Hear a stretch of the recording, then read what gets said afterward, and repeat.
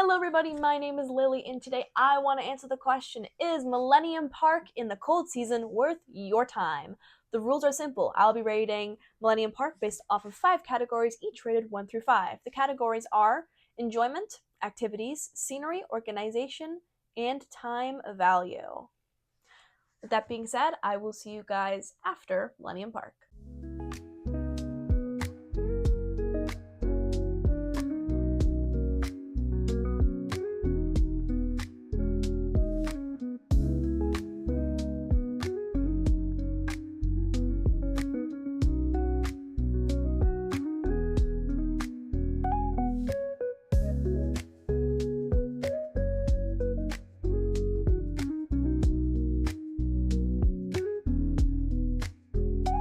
Okay, I am back, and I have to say, it was Millennium Park.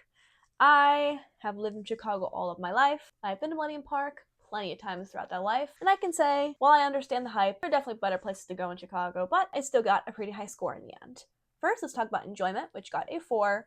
Millennium Park is a fantastic place to go to. It is just so nice to walk around. It's good, but it's not great. It's not, especially in the cold season. In the warm season, it's a little bit better. But in general, people talk about Millennium Park as such a big staple of Chicago, and I've never really seen it.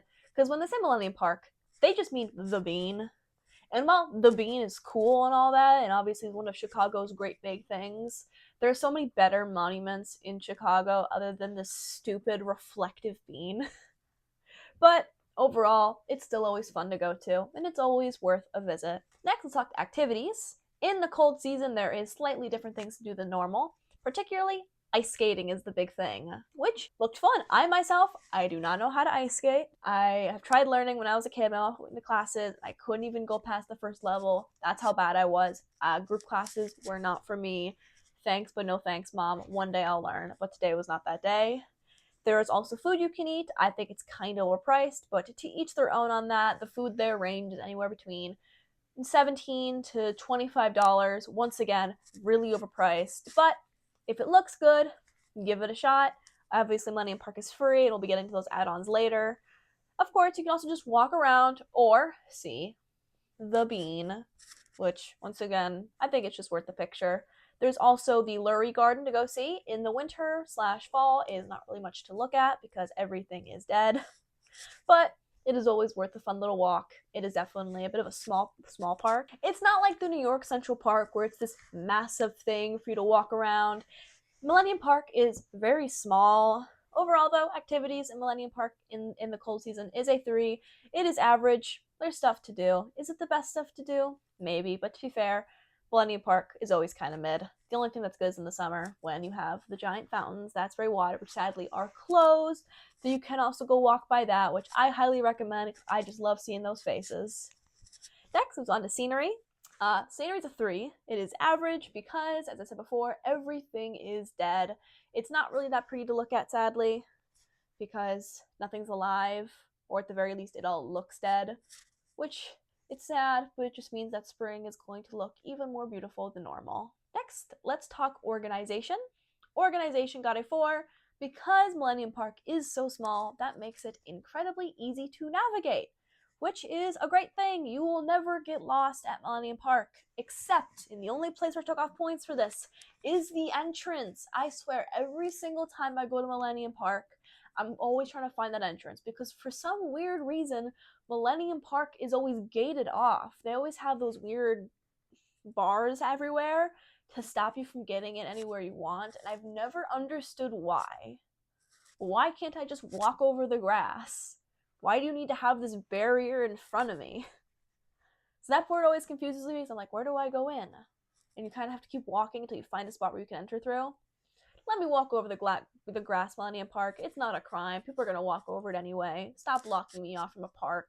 It's not that special. You don't need to do that. Finally, we have time value, which I gave a 3. It is average, and it is better in the warm season. Unless, of course, ice skating is your thing, which in that case, Maggie Daly still does it better. But if ice skating is your thing, then I'd say this is worth a shot. But if you're coming just for the Bean, go in the summer. It'll be a lot nicer. You'll get a much cuter picture in your little summer outfit than you will in your winter outfit. Unless, of course, you have the best winter wardrobe, which who knows? Maybe you do. But it is average. Let's go ahead now and get into the final scores. Millennium Park gets an average score of 3.4 and a total score of 17 out of 25, making it pretty mid. So, is Millennium Park worth your time? In my personal opinion, the answer really is maybe. Millennium Park is more than fantastic if you're just fitting it into your schedule, if you have so much else you're going to go see. You're going to stop by the architecture tour, maybe you're going to go by the Giordano's, maybe you're going to go to Maggie Daly. It is a fantastic thing to fit into your schedule, but it should never be the main thing in your schedule because it is so average. It is painfully average in every way. As a person who lives in Chicago, it truly is nothing special, and I only ever go there once every couple years. And even then, the only reason in Millennium Park is that way I can go right over into Maggie Daly. That is the only reason I would go into Millennium Park as a kid, was just to get to the Maggie Daly. Of course, in the summer, there is a bunch more you can do. For example, there is the gigantic Pritzker area. I don't know what you want to call it. It's a concert venue area. In the winter, though, it is boarded up because there's construction going on right now. I'm not sure if they do that every winter, but it is an eyesore. And Millennium Park just doesn't look as pretty in the summer or in the winter as it does in the summer. I would just recommend, if you really want to see Millennium Park, just come during the summer. It will just be so much better for you and your family. Sure, you can ice skate, but you can hang out in the fountains, and the face fountains is one of the best parts of Millennium Park. I know I have one great memory, more than one. I have many a great memory of getting in my swimsuit, going with my mom, heading downtown and playing in those fountains, because for some odd reason, the face fountain is just one of the most interesting parts of all of Chicago. Way more interesting than that stupid bean. Why do I have beef with that bean? Because that bean is boring. It is a boring bean. It is just reflective, and that is it. And I understand it is one of the best things. It is a fantastic thing to make you think of Chicago. You show them a bean, they're like, oh yeah, that's Chicago. But that's it. It's just a mascot. It has absolutely no substance. There's nothing interesting about it. It's just a place to take a picture. Nobody even remembers the historical meaning anymore. I can promise you, you ask 90% of the travelers who come to Chicago what that bean is and what it represents, and they have no idea. They just know because it's a gigantic reflective bean. But that is enough of that rant. As I said before, it is a 3.4. It is average. There are better places to go. In fact, right across the street is the Chicago Cultural Center, which is probably more worth your time. With that being said, I hope you guys enjoyed today's video. I enjoyed making it. If you did, do not forget to like and subscribe, and I will see you guys all next time. Bye!